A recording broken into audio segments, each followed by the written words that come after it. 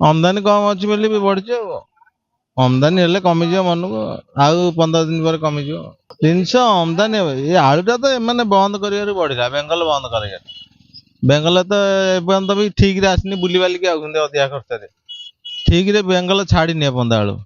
ଦଉନି କଣ ସରକାରଙ୍କ କଥା ଆମେ କଣ କହିପାରିବୁ, କଣ ହେଇଛି ତାଙ୍କ ଭିତରେ। ମଝିରେ ମଝିରେ ଏମିତି ହଇରାଣ କରୁଛନ୍ତି। ହେଇପାରେ କହନ୍ତି ତ ୟୁପି ଆଳୁ ଟା ପଶିଲେ ଆସିଯିବ ବୋଲି, ଆସିଛି 8-10 ଗାଡି ଆସିଛି।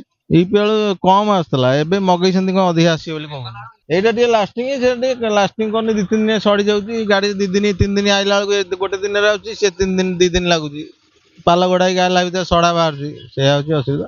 ଲୋକଙ୍କର ଏଇଟା ନେଇଗଲାଣି ତ, ଏଇଟା ଟୋଟାଲି ବନ୍ଦ ହେଲେ ସେ ଚାଲିବ।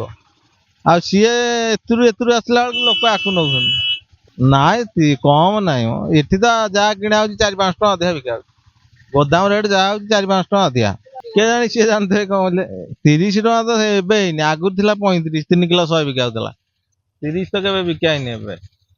ଏଇ ୟୁପି ଆଳୁ ପଶିଗଲେ ଯଦି 30 ହେଇଯିବ କାଲି ଯଦି। ନାଇଁ ନାଇଁ, ସେଇଟା ସରକାର ତାଙ୍କର କଣ ହେଇଛି ତ ଆମେ ଜାଣିନୁ। କିନ୍ତୁ ଜିନିଷ ମାର୍କେଟକୁ ଆଇଲେ ହିଁ କମିବ, ଯଦି ବାଟରେ ରହିବ କମିବ କୁଆଡେ। ୟୁପି ଆଳୁ ଟା ସଫିସିଏଣ୍ଟ ଆସିଗଲେ କମିଯିବ, ପୁଣି 25-30 ହେଇଯିବ। ଆଉ 2 ଦିନ ଟାଇମ ଲାଗିବ ଆଉ।